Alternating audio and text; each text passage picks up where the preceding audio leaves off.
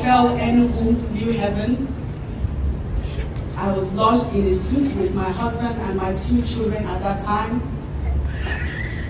And then one day, it happened. I went back. Later on, I discovered this whole immediate episode, but just like in the movies, I went bonkers, crazy. I began to throw away every of our belongings, clothes, shoes, bags, the children's toys, and vandalized the hotel properties. The suite in the parlor area had 3 large cushions. I ripped it all apart using a tiny knife.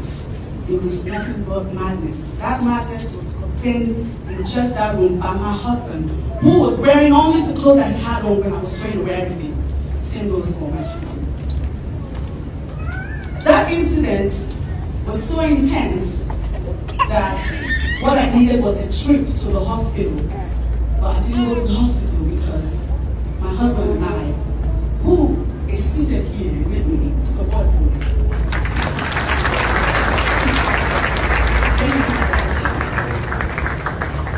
We attributed it to demonic attack, voodoo, marine spirits, somebody or somewhere. Now, oh, it's Nollywood. You know, you can get really envious in that industry. Oh, it's my father and my mother. They never supported this marriage. Oh, I think. So the video you just watched is a video of like Chacha Ike in church. Should I say confession or testimony? Let me just use both of what happened. Remember, if you've been following her, there's a video. There were like videos that popped up a couple months ago or the beginning of this year, if I'm not mistaken, about her where she talked about like domestic violence, all that stuff. How she went crazy, blah blah blah. She was in the hospital. Well, I didn't say blah blah blah in a bad way. I'm just trying to like summarize everything. But people were talking about all kind of stuff, but I think people went by what she said because she mentioned of like domestic violence. So when people were talking about that stuff, that's what they focus on. You know what I mean? Even though they say sometimes like don't just watch a video and just conclude online. You know what I mean? Like you don't know what happens like behind the scene. You know. But yeah, let's fast forward. So she in church right now talking about it, about everything that happened, you know. And I feel like as africans, these are things that we don't talk about when it comes to like mental health. You know, we just focus on like witchcraft, blah blah blah. I'm not saying that witchcraft don't exist, you know what I mean? I'm just saying, you know. But when it comes to like mental health, we as africans don't want to touch that part. We don't want to talk about that.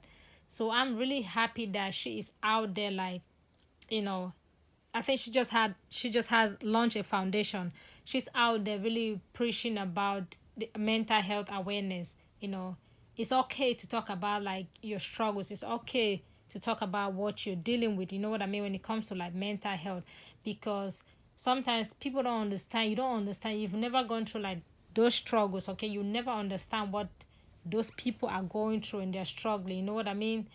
And it is so hard sometimes to even explain like to an African about like mental health, because a lot of people in Africa, okay, we don't believe in that. We don't, okay. Like she said, you're gonna call your great grand auntie, your auntie, your aunt. I'm not saying stuff like that don't exist. They exist. Don't get me wrong. But anyways, I'm glad she is out there like spreading the news about mental health, spreading awareness about mental health.